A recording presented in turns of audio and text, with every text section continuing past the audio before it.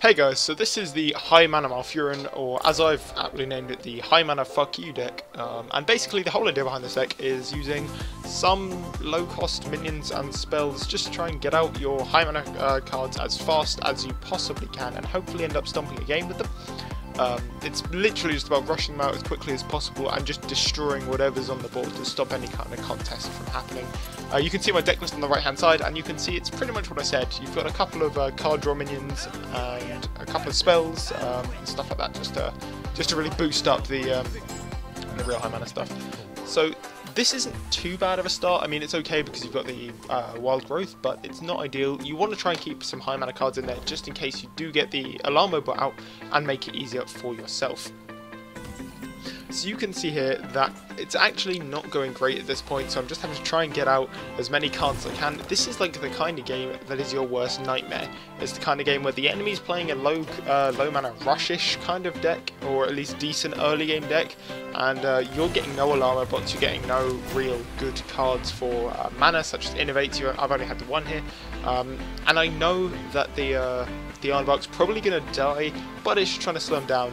And then I remember I'm against a priest, and it's completely pointless trying to play high mana minions. And so I think, okay, I'll play a low mana taunt, because the only reason that the Deathlord is in this deck is just as a bit of a brick wall to try and slow down the enemy. But then I remember again, I'm against a priest, and low mana minions attack minions don't even work. So, you know, it just kind of fails miserably, and you will get games like that. So it's not too much of a problem. And then, okay, let's jump into this next game. This game is the best thing that can possibly happen to you, because second turn and Innovate, all you need now is an alarm bot. And sure enough, there it is. You've got two high cost minions, which means you're not going to pull out some crappy like one cost and lose the battle cry that you wanted. And you've got coin and Innovate and an armor bot and a taunt, which is even better, and a wild growth. And so all you've got to do is Innovate, pull out the alarm bot. My opponent can't do anything here because he hasn't got anything that can attack or has charge from 1 mana. And out comes the can't remember what that taunt's called because I'm bad at this game. Anyway, so you pop coin out and pull out second turn. Next alarm bot doesn't have any answer for it, no charges. Storm and champion comes out. Third turn, because I know I've got the taunt out, I know he's not going to be able to kill my alarm bot easily at least. And out comes the Clockwork Giant. But however, now you'll notice I do not play the alarm bot again. That's because I'm against a hunter, and I know that he will either have a charge, or he will, well, I don't know, but he's probably going to have a charge or a weapon. And so I decided to go with a more sort of safe play and try and keep the alarm bot alive. And that's just like I say, because I've seen him play a charge card already, and he's a hunter, so he's likely to have a weapon. And sure enough, this guy does.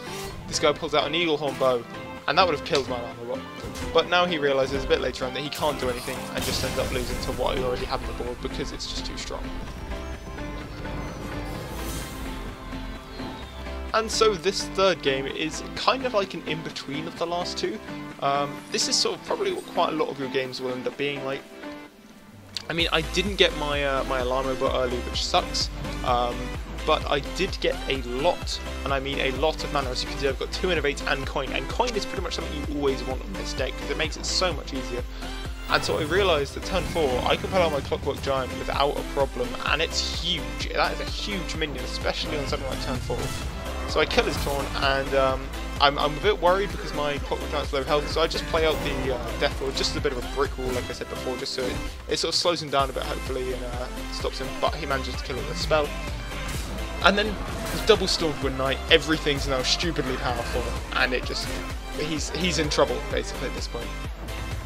And so he plays his Ironbark, hoping that it will slow me down a little bit. As you can see, I've got Kel'Thuzad, but then I play mine, and it's a 10-10 compared to his 8-8. Plus Kel'Thuzad can just smash it and walk away, and the game is as good as over for him now because it's too much for him to handle. So that's it, guys. That's it for the High Mana Malfurion deck. I hope you enjoyed watching it, and if you did, make sure you leave a like and whatever. But please do come back for my next Hearthstone video. I will hopefully put out another deck at some point. I'm not sure when. It's been a little while since the Murloc Paladin. But yeah, thank you for watching, and I'll see you next time. Later.